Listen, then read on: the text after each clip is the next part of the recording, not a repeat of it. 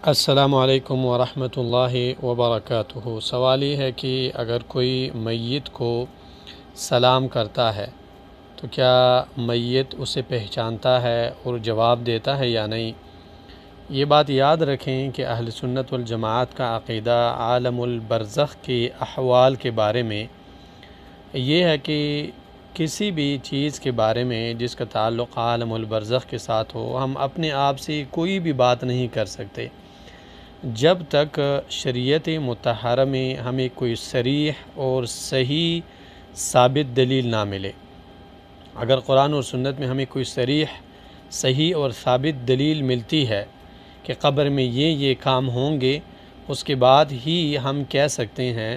اور اپنا عقیدہ بنا سکتے ہیں کہ جی ہاں، قبر میں یہ کام ہو سکتے ہیں۔ جیسے کہ اللہ کے رسول صلی اللہ علیہ وسلم نے فرمایا صحیح حدیث میں کہ جب میت کو قبر میں رکھا جاتا ہے تو اس سے 3 یا 4 سوالات کیے جاتے ہیں۔ اب 3-4 سوالات کیے جاتے ہیں، یہ بات ہم بنا دلیل کے نہیں کہہ سکتے جب تک دلیل ہمارے پاس نہ ہو اور اس مسئلے میں دلیل موجود ہے۔ اسی طرح عالم البرزخ کے مسائل میں سے ایک مسئلہ یہ بھی ہے کہ جب کوئی جاتا ہے اور جا کر سلام کرتا ہے تو کیا میت اسے پہچانتا ہے اور جواب دیتا ہے؟ اس بارے میں مشہور قول علماء کا یہ ہے کہ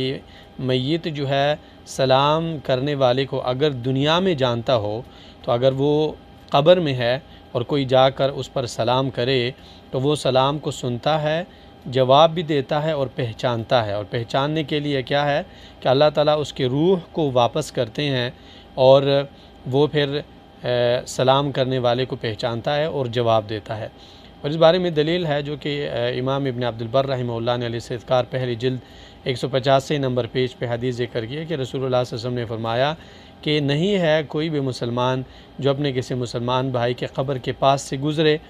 وہ مسلمان جسے دنیا میں جانتا ہو اور اس پر سلام کرے تو اللہ تعالیٰ جو ہے میت کی روح کو واپس کرتے ہیں اور میت جو ہے پھر جواب دیتا ہے۔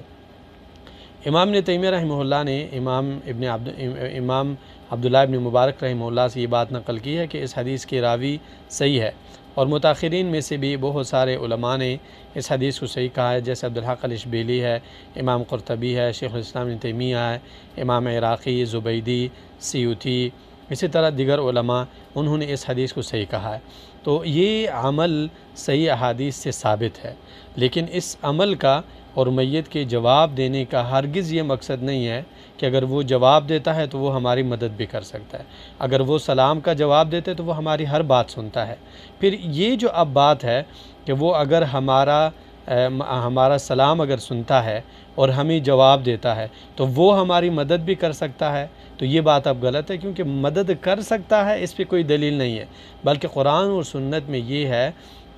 کہ آپ میت کو نہیں سنا سکتے سوائے ان باتوں کی جو کہ شریعت میں ثابت ہے، اور یہ قرآن کی واضح آیت ہے۔ اللہ تعالیٰ فرماتے ہیں کہ اِنَّکَ لَا تُسْمِعُ الْمَوْتَى،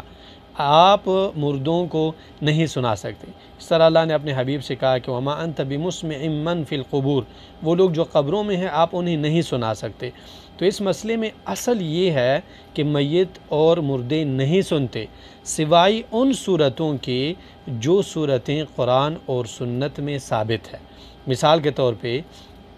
جب میت کو قبر میں رکھا جائے اور فرشتے آتے ہیں اس کے ساتھ سوال جواب کرتے ہیں، اس حالت میں میت سن رہا ہوتا ہے، کیونکہ یہ صحیح حدیث سے ثابت ہے۔ اسی طرح جب بدر کے مقام پہ مشرکین کے سرداروں کو جہنم واصل کیا گیا، اللہ کے رسول صلی اللہ علیہ وسلم ان کے ساتھ ہم کلام ہوئے، عمر ابن خطاب نے پوچھا کہ یا رسول اللہ کیا یہ سنتے ہیں؟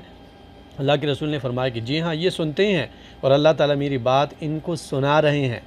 اسی طرح اللہ کے رسول صلی اللہ علیہ وسلم نے فرمایا کہ اگر میری امت میں سے کوئی مجھ پہ سلام بھیجتا ہے، ان کا سلام مجھ تک پہنچایا جاتا ہے، فرشتہ اللہ نے اس کے لیے مقرر کیا ہے۔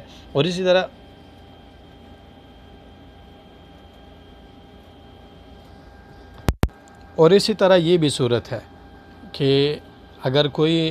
فوت شدگان قبر میں ہے اور ہم ان پر سلام کرتے ہیں تو وہ ہمارا سلام سنتے ہیں اور جواب بھی ہمیں دیتے ہیں۔